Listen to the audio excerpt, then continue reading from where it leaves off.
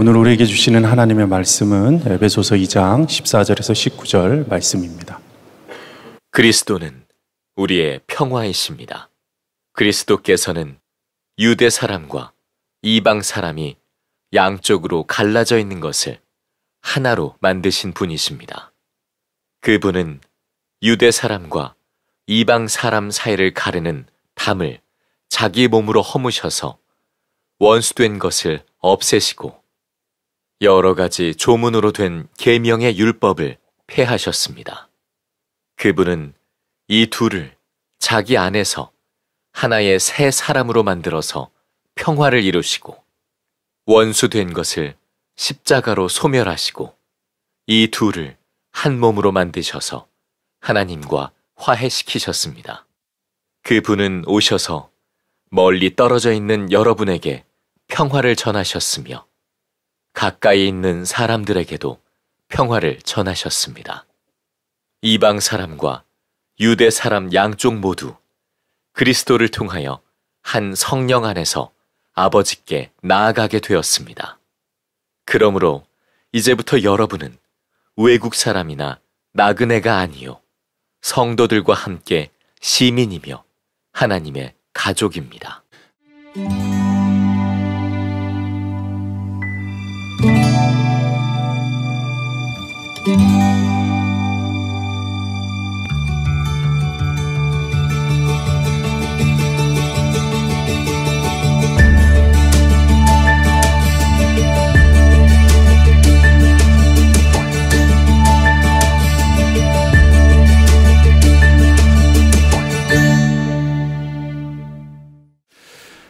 우리 가정부흥의 마지막 주일입니다. 지난 월요일부터 수요일까지 제22기 행복플러스 가정세미나가 은혜 가운데 있었습니다. 목회자 가정 포함해서 총 15가정이 참여하였는데 한 가정 중에 남편분이 이런 간증을 쓰셨습니다. 지난 2년간 아내와 헤어져 지낸 시간은 주님께서 저희 가정을 올바르게 세우시고자 하셨음을 깨닫습니다. 이 세미나를 통해서 아내에게 미안함과 동시에 감사함을, 주님께는 저희 가정을 다시 살려주심에 깊이 감사드립니다. 믿음 위에 그리고 말씀 위에 세운 가정으로 주님께 쓰임받는 가정이 되도록 살겠습니다. 감사합니다. 주님 사랑합니다.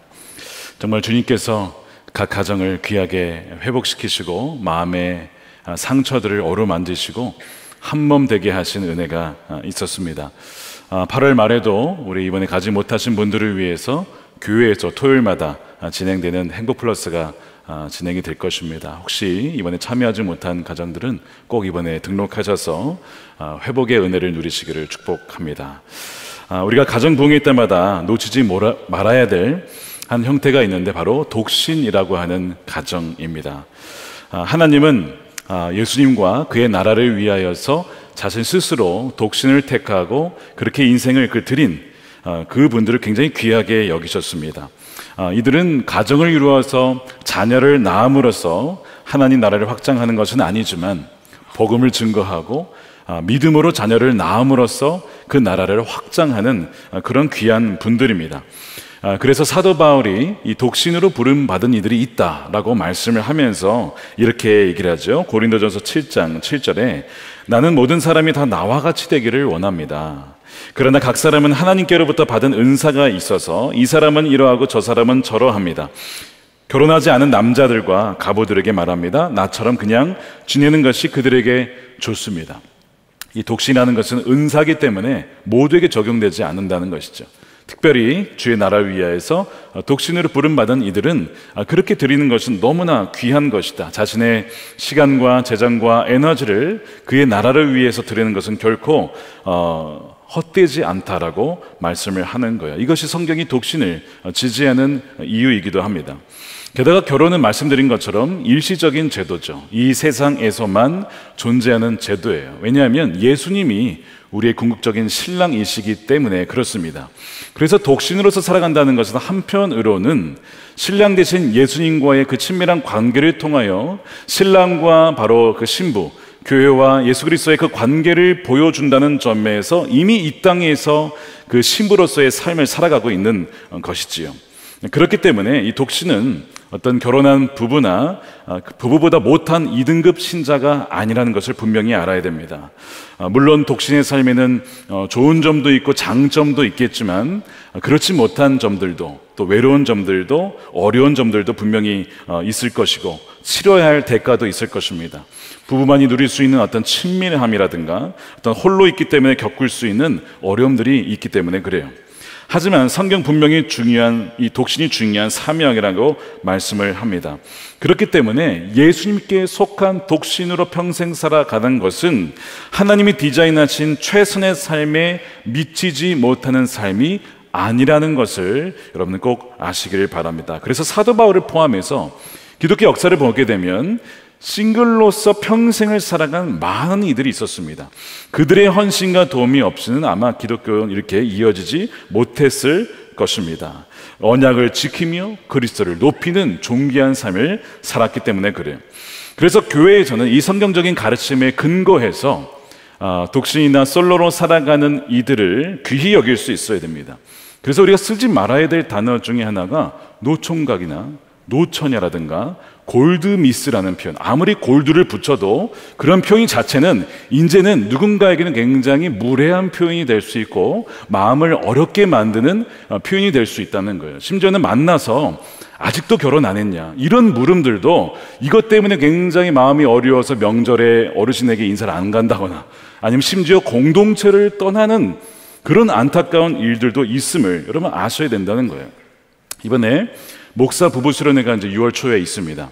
근데 그걸 위해서 이제 미리 사전 준비 모임을 2차례를 가졌는데 공동체에 있으면서 누린 그 사랑, 받은 사랑과 기쁨은 무엇입니까? 또한 공동체 안에 있으면서 받은 아픔은 무엇입니까? 뭐 이런 것들을 나누었어요. 근데 이제 아픔을 나눌 때에 마음 아픈 분들을 위해서 각 조별로 상을 준비를 해 주었습니다. 이분은 정말 마음이 아팠겠다, 이분에게 상을 드려야겠다. 그래서 각 조별로 마음 아픈 분들을 위해서 이제 상을 드려서 그분들이 나와서 뭐 때문에 마음이 아팠는지를 나누는 그런 시간이 있었어요. 한 조에서 마음 아픈 상을 받으신 분이 계셨는데 싱글 남자 목사님이셨습니다. 누군지 제가 성함을 밝히진 않겠습니다만 이분이 나오시길 다들 그것 때문인가? 그것 때문에 맞아요. 자, 싱글인데 이 수련회가 뭐예요? 부부 수련회인 거예요. 그 마음이 어려운 거예요, 그것이 굉장히. 그래서 이분이 싱글로서 부부 수련회 간다는 그 상황이 참 마음이 쉽지 않다. 근데 웃으시면서 소감을 밝히신 거예요. 저는 목사 부부 수련회라는 타이틀 자체가 마음에 안 듭니다. 생각해 보니까 그렇지. 아니 목사라고 해서 다 결혼하는 것은 아닌데 부부 수련회, 이제 앞으로 타이틀을 한몸 수련회로 바꿔야겠다, 그런 생각을 갖게 되는데요. 이분은 물론 이제 결혼 안 하려고 하는 분은 아니고요, 좋은 배우자를 찾고 있습니다. 여러분 기도해 주시면 좋겠습니다. 우리는 홀로 사는 분들에 대해서 우리도 모르게 가지고 있었던 편견이 있다면, 우리도 모르게 사용하는 그 말들 중에 그분들의 마음을 아프게 하는 단어가 있다면 바꿔야 된다는 것이죠. 오죽했으면 우리 다윗 공동체, 싱글 공동체죠. 가정 부부만 되면 마음이 쉽지가 않아가지고 이번에는 둘째 주에는 따로 예배를 드릴 수 있도록 했어요. 그래서 리브가 사모님을 모시고 싱글들을 향한 주의 말씀을 증거하게 하셨는데요. 어쨌든 그런 은혜를 따로 누리게 되었습니다. 이 가정 부흥회가 모든 사람에게 꼭 다 맞는 것은 아니기 때문에 그렇습니다. 이제는 1인 가구 시대라고 불러도 좀 이상하지 않을 정도로 시대가 이렇게 바뀌어가고 있어요. 여러분 잘 아는 예능 프로그램이죠. 뭐죠? 나 혼자 산다. 이게 얼마나 지금 시대가 그렇게 바뀌어가는지, 이제는 나 혼자 살아가는 것, 혼밥이라고 하는 것, 혼밥 연하 이런 표현들이 있잖아요. 이런 것들이 이제 너무 일상화된 세대가 되어가고 있어요. 1인 가구 비율이 우리나라 2000년도에 15.5%였는데 2021년에 했을 때는 2배가 넘습니다. 34%에 육박합니다. 이런 추세는 굉장히 앞으로 강해지고 있어요.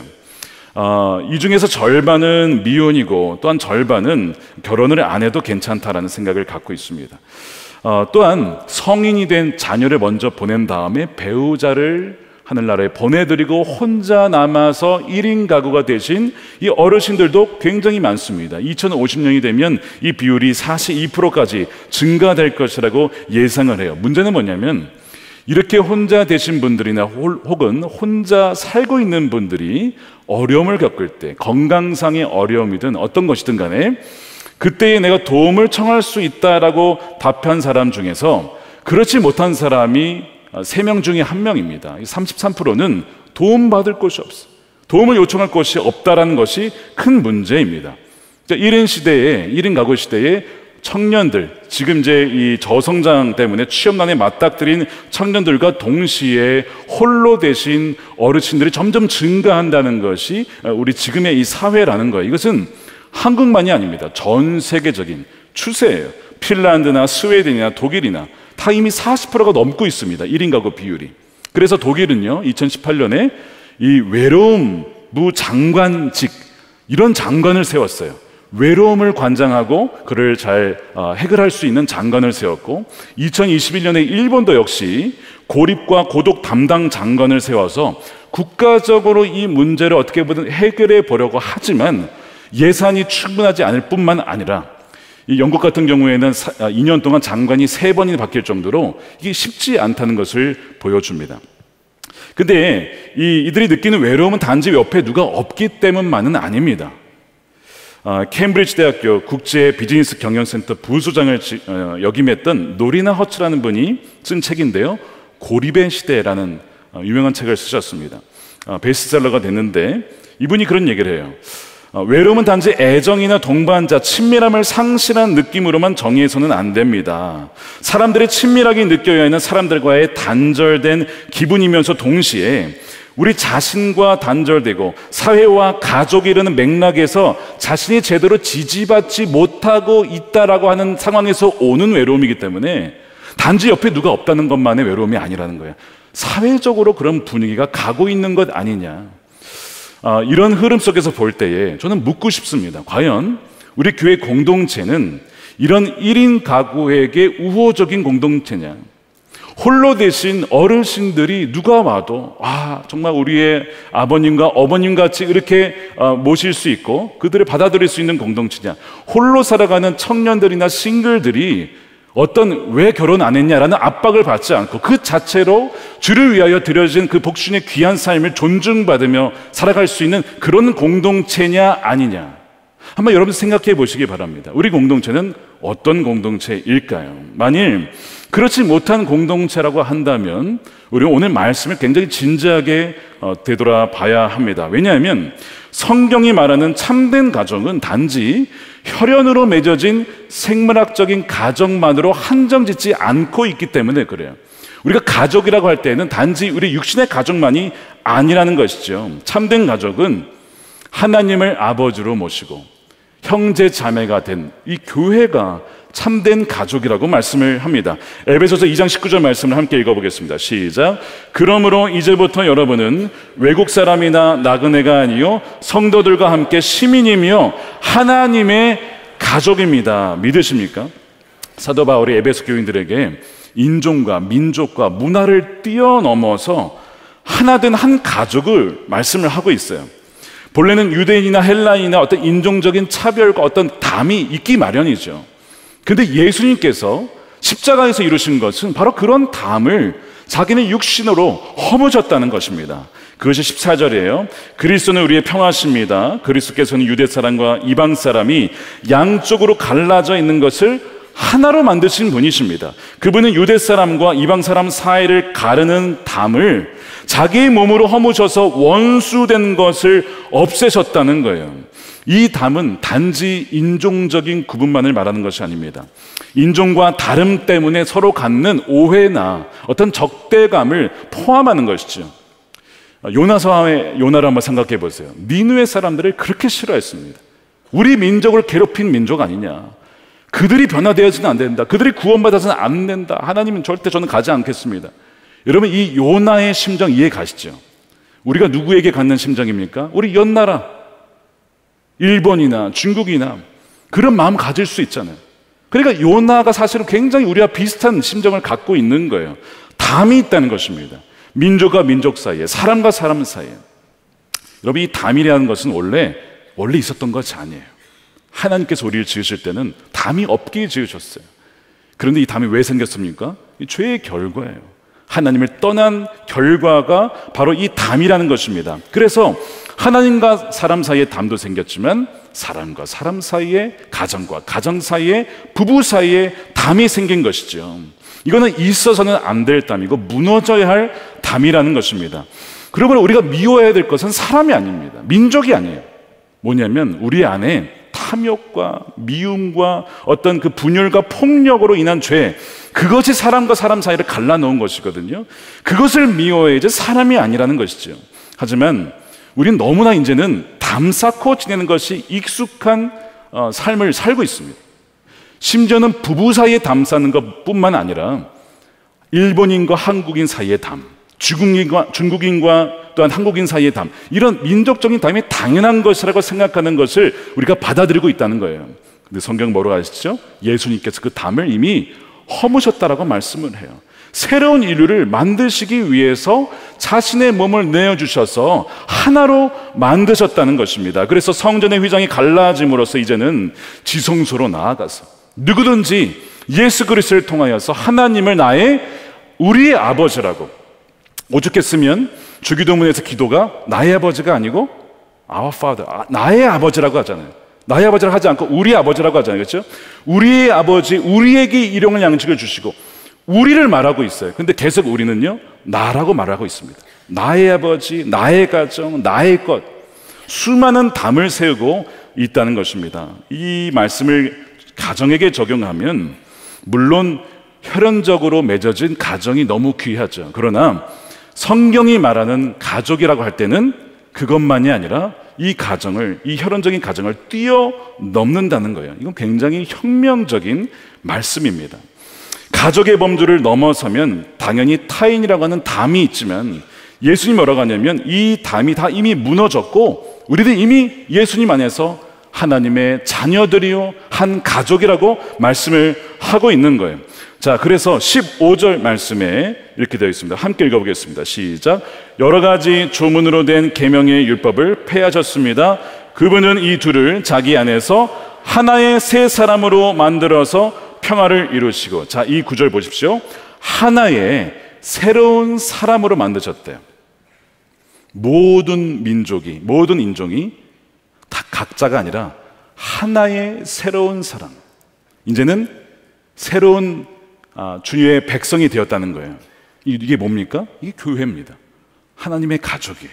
그거를 주님께서 십자가에서 이루셨다는 것이죠. 그래서 물론 인종적인 차이가 있죠. 한국인과 미국인과 중국인과 차이는 있지만, 그러나 이제는 인종적인 구별보다 더 분명한 표지가 뭐냐면 하나님 나라에 나는 시민권자요, 하나님의 자녀요, 이제는 하나님의 한 가족이 되었다는 것이 더 우선적인 표지가 된 자가 누구냐면 바로 그리스도인들이라는 뜻입니다. 여기에는 어떤 담이 없다는 거예요. 국가의 경계도 없어요. 갈라디아서 3장 26절에 여러분은 모두 그 믿음으로 말미암아 예수 그리스도 안에서 하나님의 자녀들입니다. 유대 사람도 그리스 사람도 없고 종도 자유인도 없고 남자와 여자가 없습니다. 여러분 모두가 그리스도 예수 안에서 하나이기 때문에 그렇습니다. 여러분이 그리스도께 속한 사람이라면 여러분은 아브라함의 후손이고 약속을 따라 정해진 상속자들입니다. 저와 여러분이 같은 자녀들이요 후손이라고 하는 것이죠. 그런데 우리가 만일 계속해서 우리의 혈연적인 가족만을 나의 가족이라고 여긴다면요, 그 말은 뭐냐면 나는 예수님께 속한 사람이 아니란 뜻이에요. 내가 만일 나의 가족만을 내 가족이라고만 여긴다면 그 말은 예수님께서 십자가에서 담을 허무신 일을 나는 인정하지 않겠다, 나는 거부하겠다, 나는 받아들이지 않겠다라는 뜻이죠.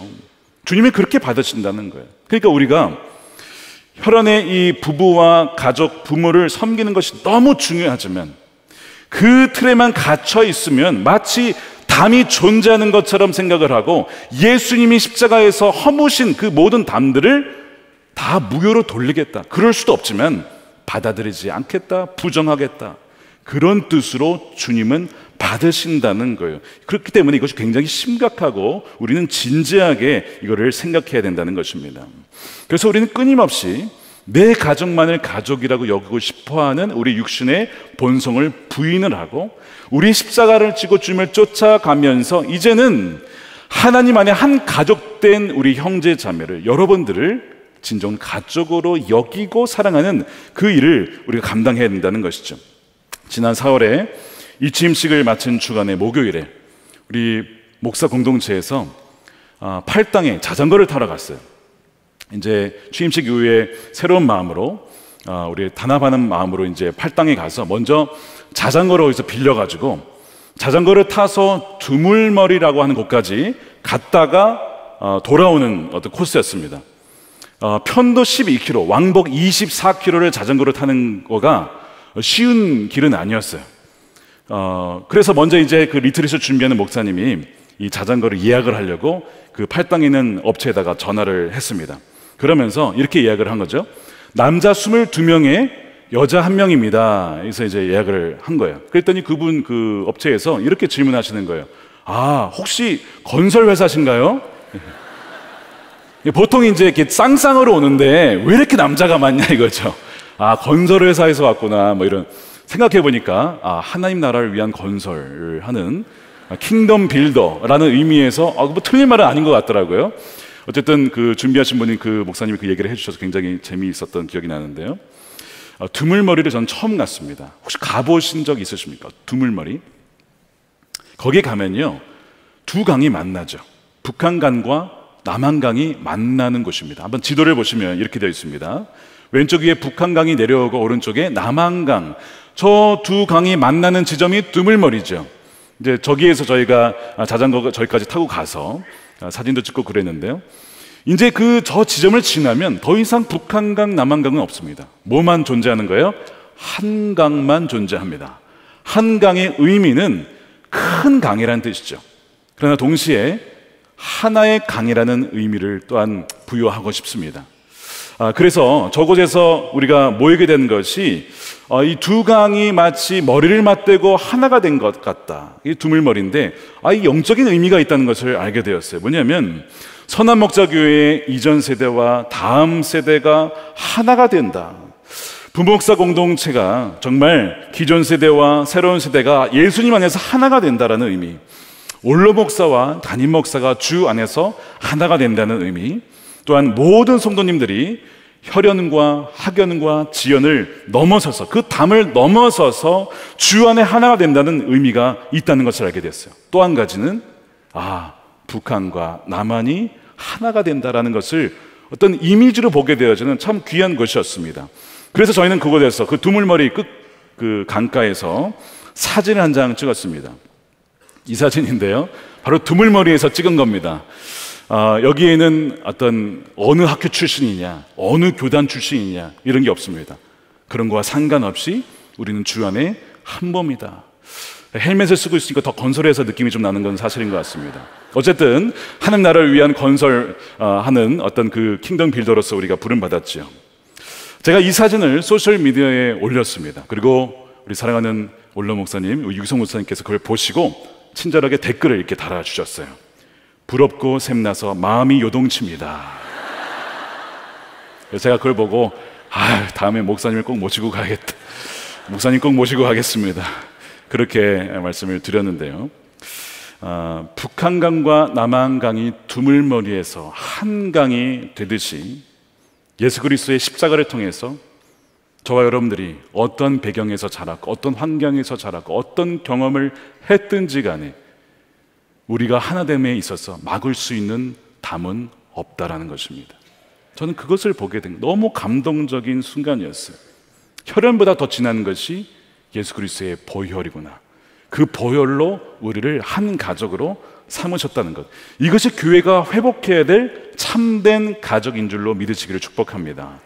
어떤 분들은 그러실지도 몰라요. 그래도 친가족보다 어떻게 더 가족처럼 그렇게 믿고 섬길 수 있나요? 근데 저는 이것을 묵상을 하다가 이것을 생각하게 됐어요. 저는 저희 부모님이 저를 낳아주신 줄 굳건히 믿습니다. 왠지 아십니까? 저는 부모님이 저를 낳은 것을 본 적이 없어요.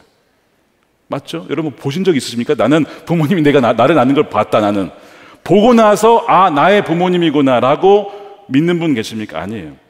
내가 너를 낳았어. 내가 너를 키웠어. 사진이요? 사진도 하나의 증거일 뿐 그 사진을 믿어야만 되는 것이죠. 부모님이 나를 낳으시고 기르신 것을 내가 믿는 것처럼, 또한 저에게 누님 둘이 있는데요, 전 누님 둘이 부모님으로 태어난 지 직접 눈으로 확인하지 보지는 못했습니다. 그렇지만 저의 누님으로 믿고 받아들였어요.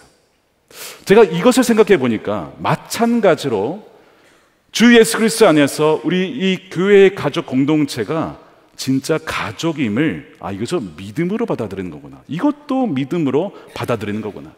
예수님께서 십자가에서 뭐라 하셨습니까? 어머니 마리아를 향해서 요한을 가리켜서 보십시오, 당신의 아들입니다. 요한에게 뭐라고 했습니까? 봐라, 너의 어머니다. 이거죠. 십자가에서 그 얘기를 하셨어요. 이제는 예수 그리스도 십자가의 안에서 너와 나의 가족, 따로따로가 아니라 우리는 한 가족이다 라고 하는 것을 분명히 말씀하고 있는 거예요. 어느 아버지가 이 진리를 아들에게 잘 설명을 했어요. 우리는 한 분 아버지 하나님을 믿는 다 자녀다, 우리 교회의 가족은 다 형제 자매고 가족인 거야, 이런 얘기를 다 했더니 아들이 가만 듣더니 형? 이러는 거예요. 아버지가 이제 사실 그러면 형이 되는 거죠. 천재, 이 아들은 천재더라고요. 어떻게 그 진리를 그렇게 바로 적용해서 할 수가 있는지. 여러분, 진정 교회가 이 참된 가족의 모습을 회복한다면 어떤 모습이 될지, 이 사회가 어떻게 될지 여러분 상상해 보실 수 있겠습니까? 혼자 살아가시는 어르신들 1인 가구와 혼자 살아가는 싱글 청년들 뿐만 아니라 이제 40, 50 넘어가는 그들이 혼자가 아니라 우리가 그들의 가족이 되고 그들이 우리의 가족이 된다면, 이 사회가 지금 이 국가적인 의제로 삼고 장관을 세우면서까지 해결해 보려는, 여러분 해결 못합니다. 근데 이미 주님께서는 우리에게 교회라고 하는 전 세계적인 가족을 이미 주신 거예요. 우리가 그것을 믿지 않고 혈연의 가족으로만 우리가 묶어놨기 때문에 그런 것이지, 이미 십자가에서 우리에게 놀라운 가족을 이미 주셨다는 것입니다. With Neighbors라고 하는 비전을 제가 제시를 했는데, 이 With Neighbors라고 하는 이웃과 함께 한다는 것의 비전 중에 하나는 뭐냐면, 복정동과 성남과 교회 주변에 더 이상 홀로 외로운 분들이 없게 하자 라고 하는 것이거든요. 나는 이제 외로워, 힘들어, 우울해. 청소년들도 얼마나 많은 자살을 시도하는지 몰라요. 누가 있어서 외롭지 않은 게 아닙니다. 같이 있어도 그럴 수 있어요. 그래서 너와 나의 담을 허물고 예수님 안에서 한 가족임을 선언하고 그 믿음대로 살아갈 때에 도대체 이 사회가 어떻게 바뀔까, 너무나 기대가 되고 흥분이 되는 거예요. 물론 우리 힘으로는 할 수 없어요. 왜요? 우리는 굉장히 이기적인 존재이기 때문에 그래요. 그러나 성령으로는 가능합니다. 초대교회에 바로 그것이 증거예요. 초대교회에 폭발적인 성장과 부흥이 있었어요. 그 이유는 성령의 역사고, 두 번째는 초대교회는 진짜 그들이 가족이었어요. 그래서 전염병이 창궐했을 때 로마 사람들은요, 서로 자기 가족만 챙기거나 심지어 자기 가족을 버리고 도망갔습니다. 자기 살겠다고. 그러니까 이 혈연으로 맺어진 것조차도 여러분 그 전염병 앞에서는요 이게 없는 거예요. 그런데 기독교인들은, 그리스도인들은 어떻게 했냐면 자기 가족만이 아니라 교회 공동체의 가족을 챙겼어요. 그래서 압도적으로 생존율이 높았다는 거잖아요. 하지만 그것이 교회에만 그치지 않고 믿지 않는 이들을 향한 사랑까지 넘어갔다는 거, 어떻게 그럴 수 있었는가를 돌아보면 부활신앙이죠. 예수님을 믿음으로 죽음을 두려워하지 않는 부활신앙과 동시에 우리가 다 한 가족이다, 하나님의 백성이다라고 하는 것이 믿어지니까 서로를 돌봤을 때에 그 전염병을 이겨냈던 것, 그렇기 때문에 이교도들의 입장에서 지금 이 전염병의 사회적 관계망이 다 무너졌거든요. 그런데 이 교회는요 서로 가족된 이 공동체에서 자기를 돌봐주니 나도 그 나라의 가족이 되고 싶습니다 라고 하면서 폭발적인 이 증거가 일어났던 것입니다. 그에 비추어서 우리가 코로나를 지나면서 우리의 모습을 돌아봐야 돼요. 우리는 어떠했느냐. 이 코로나는 우리의 공동체가 어떠한 상태로 지금 존재하고 있는지를 테스트하는 기간이었던 것이죠. 교회가 왜 사회에서 공공 영역에서 역할을 감당하지 못하느냐라는 이야기가 있어요. 근데 그걸 말하기 앞서서 먼저 물어야 될 것은 우리가 어떠한 공동체로 지금 존재하고 있느냐, 정말 우리는 참된 가족으로 여기고 내 몸과 같이 사랑하는 그런 사랑의 공동체로 존재하고 있느냐, 아니면 그저 혈연으로만 맺어진 가족들의 집단이냐?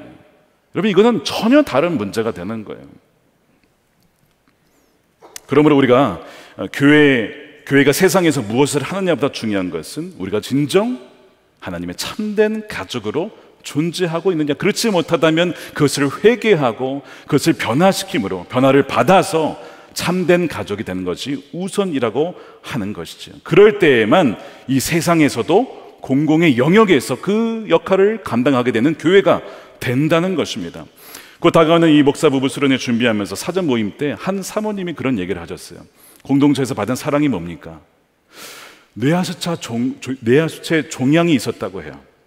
그 진단을 받고 치료를 받는데 이 목사 부부 공동체에서 그 사모님 위해서 금식하며 기도를 해주신 거예요. 그래서 그 사모님이 더 이상 그 종양이 커지지 않아서 정상적인 지금 생활을 하고 계시거든요. 그때를 생각하면서 저를 위해서 금식하며 기도해 준 이 공동체가 저의 가족입니다. 그 사랑을 제가 받았습니다. 그 나눔을 하시는 것을 보았습니다. 그러니까 여러분, 가정의 회복 너무 중요하지만 거기에 그쳐서는 안 된다. 이것이 넘쳐서서 넘어가서 우리의 주 예수 그리스도 안에 하나 된 이 가족을 세우는 그 일에 우리가 헌신되어야 한다는 거예요. 물론 여기에는 양극단이 있어요. 목사님, 그 너무 이상적이지 않습니까? 이상주의가 있어요. 그러니까 모든 일이 이제 다 잘 될 거야. 우린 다 가족이니까 아무런 어려움이 없을 거야. 여러분, 그렇지 않습니다. 우리는요, 지극히 이기적이고 개인적이고 자기 중심적인 사람이에요. 사람이 같이 산다는 것은 쉬운 일이 아닙니다. 많은 갈등 요소가 있어요. 이것을 부정해서는 안 됩니다. 한편으로 냉소주의가 있어요. 그것이 어떻게 가능하겠습니까? 말도 안 됩니다. 아니, 가족이라면서요 라고 하면서 조롱하는 사람들도 있어요. 성경은 냉소주의도 배격하고 이상주의도 배격해요. 우리는 깨어진 세상에 살고 있기 때문에 비록 참된 가족으로 만들었지만 이것이 쉽다는 일이 결코 아닙니다. 그러나 가능한 이유는 뭐냐면 예수님께서 십자가에서 이미 그 담을 허무셨고, 첫 번째. 두 번째는 우리 안에 계신 성령께서 우리의 육신을 나는 죽고 정말 우리 안에 계신 주님으로 살게 하기 때문에 그것이 가능하다는 거예요. 그것이 오늘 바로 18절 말씀입니다. 우리 함께 읽어보겠습니다. 시작. 이방 사람과 유대 사람 양쪽 모두 그리스도를 통하여 한 성령 안에서 아버지께 나아가게 되었습니다. 예수님이 아니면 안 되고요. 또한 그리스도의 영이신 성령 안에서만 일이 가능해요. 우리가 성령으로 충만하지 않으면 우리가 육신의 소욕에 이끌려 살아가는지 모릅니다. 우리의 가족도 사랑하지 못하는 존재가 우리예요. 그러나 성령 안에 있으면요, 성령으로 충만하면 이것이 가능하더라는 것이죠. 제가 오늘 토요일 날 말씀을 준비하다가 이제 산책을 하러 동네를 쭉 도는데 복정공원에서 우리 아이들을 만났어요. 그 부모님들과 같이 다 와 있는 거예요. 굉장히 많았습니다. 그래서 날씨도 좋았기 때문에 오늘 산책을 나왔구나 생각했는데 부모님들이 아니에요. 예수마을 학교라고 해서 토요일마다 10시부터 오후 2시까지 사랑부 그 장애인 아이들을 교회에 맡기면 선생님들이, 그러니까 학생들이 30명인데 선생님이 60명, 봉사자 60명이 와서 그 아이들과 함께 시간을 보내고, 그동안 부모님들은 좀 쉬기도 하고 장도 보시고 그 아이들과 식사도 하고 공원도 가고 산책도 하고, 바로 그 예수마을 학교 그 행사 프로젝트였던 거죠. 매주 있는데요, 보니까 부모님이 아니라 교회 우리 가족들이었어요. 근데 얼핏 보면 부모님처럼 보여요. 어찌나 그렇게 사랑해주고 이뻐해주고 해주는지 그 모습을 보니 너무 감동이 됐어요. 이것이 육신으로 가능한 일인가? 성령께서 우리 안에 모든 이기적인 것을 내려놓게 하시고 정말 나의 가족으로, 나의 자녀로 사랑하게 하시니까 이것이 가능한 것이구나 하는 것을 제가 그때 보게 되었습니다. 저는 목회하면서 이 주제가 참 저에게 과제였습니다. 왜냐하면 제가 사랑을 한다거나 혹은 저에게 잘해주신 분들, 저를 사랑해주신 분들을 사랑하는 건 여러분 어렵지 않았어요. 그런데 그렇지 않거나 또한 더 나아가서 진정 나의 가족으로 여길 수 있는가에 대한 부분은 또 다른 문제였던 겁니다. 이것을 그냥 아니야 라고 넘어갈 수 있었지만 주님은 계속해서 정말 너의 가족이냐, 정말 가족처럼 사랑하느냐, 이 부분을 계속해서 도전하시는 겁니다. 미국에 있을 때 이런 분이 계셨습니다. 연세가 70, 거의 5세 가까운 유대인이었어요. 남자였고요. 장애인이었습니다. 어릴 적에 부모님을 잃었어요. 고아였어요. 그렇게 잘하신 분이 계셨는데 어떤 분이 이제 그분을 개인적으로 케어하시다가 본인이 타주로 가면서 우리 교회에 이분을 부탁하시는 거예요. 자기가 가니까 이분을 잘 돌봐주십시오. 저와 그분의 공통점이 없죠. 남자라는 것 외에는. 또 하나 있다면 유대인이긴 했지만 예수님을 믿는 메시아닉 주라고 해서 유대인을 믿는 예수님이라는 거, 그거 외에는 공통점이 하나도 없는 거예요. 이분이 20대 때 교통사고를 당했습니다. 차를 타고 가다가 우측에서 차가 박았는데 차가 돌면서 뒤에 세 대가 연속으로 그 차를 박은 거예요. 그러니까 사실은 죽을 수밖에 없었던 사고였는데 하나님이 살려주셨어요. 그러나 그 이후로 15년간을 휠체어에서 보내야 했습니다. 휠체어 그 이후에 걷기 시작했지만 목발 없이는 걸을 수가 없었고 일을 제대로 할 수가 없으니, 수입이 없으니 삶이 계속 낮아지게 되는 것이죠. 국가에서 어떤 거처를 주긴 했지만 굉장히 허름해요. 제가 가봤지만 여기서 살 수 있을까 싶을 정도의 환경이었습니다. 뭐 어찌됐든 그분이 오셔서 교회가 이분을 잘 섬겨야겠다. 감사하게도 여손교회에서 음식을 준비해서 주시기도 하고요, 사서 주시기도 하시고 옷을 사주시기도 했고요, 어떤 분은 중고 핸드폰을 살 수 있도록 그렇게 재정을 주시기도 하고, 남성교회에서는 돌아가면서 이분은 라이드 차를 태워서 이제 그 푸드 팬트리라고 음식을 주는 곳이 있어요. 첫 번째, 두 번째, 또 약을 사서 집까지 가서 그 모든 것을 다 배달해서 올려드리는 일까지 하는 것을 남성교회에서 돌아가면서, 그러니까 교회가 이분을 같이 함께 섬긴 것인데 저도 남성교회 일원으로서 그것을 섬기게 되었습니다. 그래서 2주에 한 번 혹은 어떤 때는 일주일에 한 번 이분은 아침에 9시 반에 픽업을 해가지고 돌아오면 한 3시, 그러니까 한 5시간 넘게 시간이 소요되는 긴 시간이었습니다. 어느 날은 이분을 이제 푸드팬트리에 모셔다 드리고 이제 기다리는데 안 나오시는 거예요. 30분이 지나도 40분이 지나도. 여러분, 기다리는 거 쉽지 않잖아요. 1시간쯤 되는데 나오시는 거예요. 근데 죄송하다는 말도 안 하시고 그냥 나오세요. 근데 제 마음에 사실 주님께서 이런 마음을 주셨었어요. 너에게 갚을 수 없는 일을 도우면 너가 복될 거다. 주님, 제가 그 마음으로 섬기겠습니다. 그래서 모든 그 마음을 내려놓고 정말 마음을 다해서 그렇게 섬겼어요.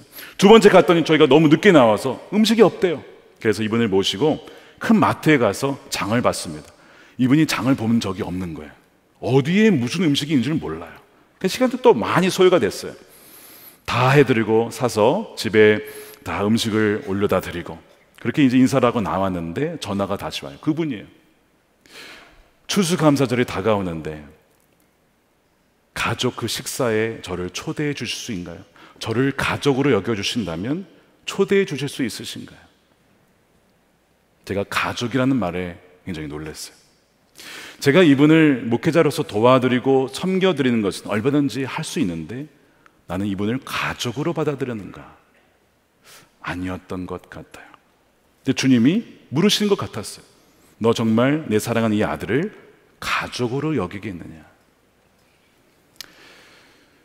미국은 목요일 날 추수감사절 식사를 합니다. 보통 가족들이 모여서 식사를 하는데 저희는 청년들이 많아서 교회에서 청년들, 혼자 있는 청년들을 다 불러다가 교회에서 식사를 했던 주간이었기 때문에 교회에 그분을 초대했어요. 대신에 방에 저희 가족들만 모인 곳에 그분이 함께 자리를 하고 식사를 하는데 우시는 거예요. 왜 그러시냐? 자기는 부모님을 어릴 적부터 잃었기 때문에 이런 식사를 해본 적이 없다는 거예요. 늘 원했던 것, 가족들이 함께 모여서 추수감사절 하나님께 감사하며 식사하는 것이 늘 원했던 것인데 하나님께서 오늘 저에게 그런 선물을 주셨다고 하면서 막 눈물을 흘리시면서 식사를 제대로 못 하시는 겁니다. 그날 그렇게 식사를 하고 제가 다시 그 숙소에 모셔다 드리고 이제 인사를 하는데요, 들어가시다가 이 목발을 짚고 들어가는 거죠. 들어가시다가 저를 뒤돌아서 딱 보는 거예요. 그럼 저에게 이런 얘기를 하시는 거예요. 데이빗, 오늘 너무 고마웠어요. 너무 고마웠어요. 저를 가족으로 여겨주셔서 감사해요. 그 다음에 I love you. 데이빗, I love you. 그 이미지가 저는 너무나 생생해요. 왜 생생한 줄 아십니까? 그것이 저에게 주는 주님의 메시지였기 때문에 그래요. 다윗아, 고맙다. 이 교회에서 또한 너가 이 아들을, 어디에서도 잘 받아주지 않는 이 아들을 가족처럼 여기고 사랑해 주어서 고맙다. 너를 사랑한다. 로 저는 받았기 때문에. 정빙을 받고 제가 한국을 가게 되었다 라고 했을 때 가장 많이 운 두 분 중에 한 분이 그분이었어요. 데이비, 너 가면 나는 어떡해? 나는 어떡해? 마음이 쉽지 않았어요. 그런데 제가 그랬습니다. 너무 죄송해요. 그런데 교회가 이제는 당신의 가족입니다. 저보다 더 좋은 우리 형제 자매가 거기 있으니까 걱정하지 마세요. 그렇게 위로해드리고 올 수밖에 없었습니다. 사랑하는 여러분, 혹시 여러분 주위에 정말 가족으로 여기고 사랑해야 될 분 계시지 않습니까? 주님께서 물으시기를 정말 이분을 너의 가족으로 여기고 사랑할 수 있겠느냐라고 하신 분 여러분 있지 않습니까? 너무 나의 가족만 사랑하다가 그렇게 소외되어 버린 분들, 어쩌면 그분은 주님이었는지도 모르죠. 그런 분들은 없는지를 우리가 돌아봤으면 좋겠어요. 여러분, 교회는 정말 참된 가족입니다. 우리는 아버지 하나님을 모신 우리 모두가 다 주 안에 형제 자매인 것이죠. 그렇다면 더 이상 혈연적인 가정에만 매일 것이 아니라 그 담을 넘어서서 주 예수 그리스도의 안에서 하나 되게 하신, 진정한 가족 되게 하신 우리 형제 자매를 사랑하는, 섬기는 저와 여러분들의 삶이 되시기를 주님의 이름으로 축원드립니다.